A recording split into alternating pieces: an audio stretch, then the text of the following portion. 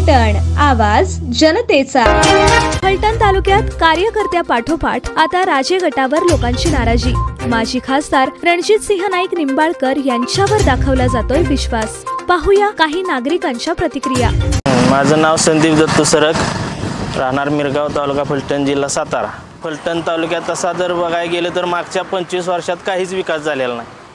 आणि राहिला प्रश्न विरोधकाचा, तर विरोधकांनी आमच्या गावात बी निधी कुठला दिलेला नाही, पण दादाच्या मार्गातनं आम्हाला भरपूर निधी मिळाला। रोडचं काम असेल, बंधाऱ्याचं काम असेल, मशानभूमीचं काम असेल, असे भरपूर निधी आम्हाला मिळाले। हा, नमस्ते। मी मारुती कोळीकर, नांदल, तालुका फलटण, जिल्हा सातारा। गेली 30-35 वर्ष आमच्या तालुक्यात काही विकास झालेला नाही। सत्ताधाऱ्यांनी फक्त गाजर दाखवण्याचं काम केलं। आमच्या फलटण तालुक्यातील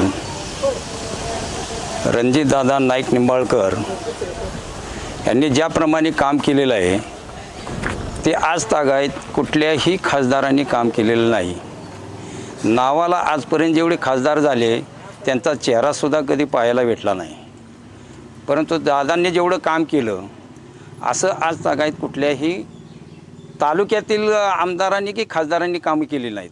माझं नाव अण्णा दशरथ कोकरे, मुक्काम पोस्ट नांदल, तालुका फलटण, जिल्हा सातारा।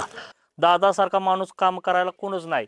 इथून माग फलटण तालुक्याचा इतका विकास झाला असता, पण काय सुद्धा विकास झाला नाही। आमच्या निरा देवगडचं पाणी येणार होतं आमच्या भागाला गेल्या वर्षी आता पाणी प्यायला सुद्धा नव्हतं, पण दादांनी इतकंच मोठं जे काम केलंय आता ती रामराजे करू शकले नाहीत। त्यांच्या हातात सगळी सत्ता असताना सुद्धा करू शकले नाहीत। ते मंत्री होते त्या खात्याचे, तरी त्यांनी काम केलं नाही।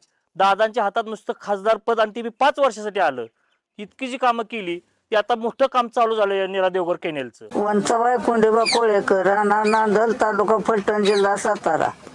आम्ही इथलं रहिवासी, खडकीपाटी ते सातारा रोड रस्ता चांगला झालाय दादांच्यामुळे आमचं काम झालंय। तर दादा आमच्या मुलाप्रमाणे आहेत, तर आमचा गंभीरपणे पाठिंबा त्यांच्याशी राहणार माझं।